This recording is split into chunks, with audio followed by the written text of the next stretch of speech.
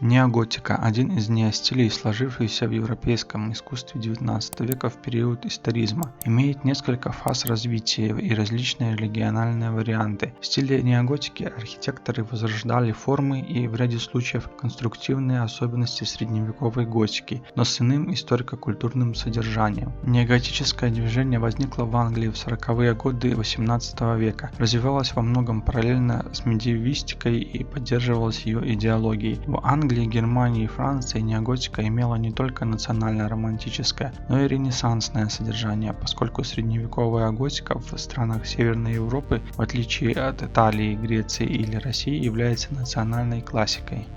На территории Беларуси неоготические постройки появились на стыке XIX и XX веков. Их рьяное строительство началось сразу после 1905 года, когда императором Николаем II был подписан высочайший манифест об усовершенствовании государственного порядка, который в том числе отменял запрет на постройку католических церквей. Рассмотрим 11 сооружений на территории Беларуси. Ссылка на все материалы будет в описании.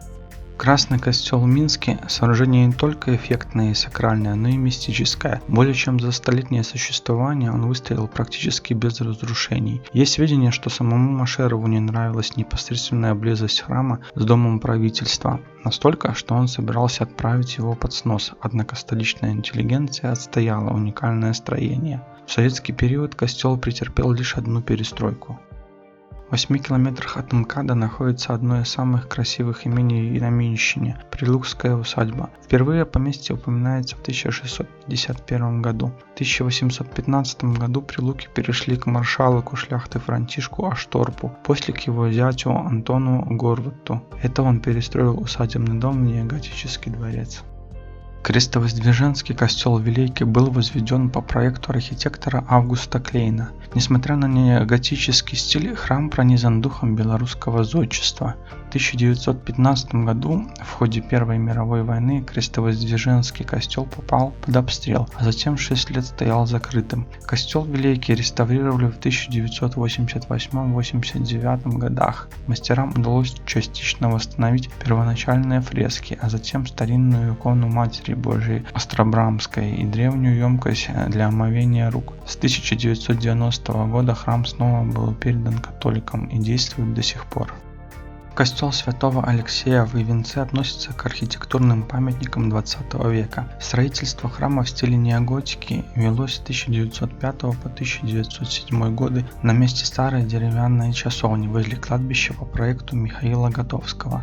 Освящен костел был в 1907 году. Во время Второй мировой войны ксензы покинули храм, и с 1947 по 1962 годы он был закрыт. Затем там располагался филиал Минской государственной библиотеки имени Ленина, но постепенно ее превратили в книжный архив. Возвращен костел верующим был в 1988 году. В деревне Шиловичи находится один из самых высоких храмов в Беларуси – костел Святой Троицы. Высота его башни составляет 55 метров. Строить его начали на месте обветшалого деревянного костела в 1907 году на средства прихожан, и длилось его возведение 8 лет. Католическая церковь была открыта и во времена Великой Отечественной войны, однако в 1959 году его все-таки закрыли и приспособили под хранилище для зерна. Здание костела было возвращено католической церкви в 1989 году, а вновь принял свой прежний вид только в 1993 году. История костела берет свое начало в 1626 году, когда на месте нынешнего храма был построен деревянный. Когда деревянное строение обветшало, Вандалина Пусловская и прихожане пожертвовали средства на строительство каменной святыни. С 1877 года и по теперешнее время на этом месте в Косово возвышается Троицкий костел в камне, основными украшениями которого являются стрельчатые окна с витражами и башня-колокольня. В этом неоготическом памятнике архитектуры регулярно проходят богослужения. Кстати, именно в нем 12 февраля 1746 года окрестили Тадеуша Костюшка. Костел святого Михаила Архангела в Гнезно был построен в 1524 году на средства семьи Шеметовичей. Церковь уникальна наличием в архитектуре фасадов штрихов поздней готики и ренессанса. Костел несколько раз был поврежден из-за пожаров, а также обстрелов во время войн. В одной из его стен сохранилось застрявшее там ядро. По этой причине исторический интерьер храма, включавший в себя иконы и скульптуры 17-18 веков, не сохранился. Территория при костеле окружена каменной оградой с воротами. На территории сохранились надгробия 19-го, первой половины 20-го столетия. Троицкий костел, что в небольшой деревне на границе Беларуси с Литвой Гирвяты, является одним из самых высоких, древних и грациозных храмов Беларуси. Его считают наиболее ярким представителем неоготической архитектуры в Беларуси. Шпиль костела возвышается над окрестностями на 61 метр. Храм был построен в 1903 году, когда здешние земли принадлежали князьям Домейко. Костел построили на месте деревянного храма Святой Троицы 1526 года постройки. Культовое сооружение окружено замечательным ландшафтным парком со статуями апостолов, ангелов, крестами. Величественная двухбашенная базилика красного цвета в Браславском районе заметна издалека.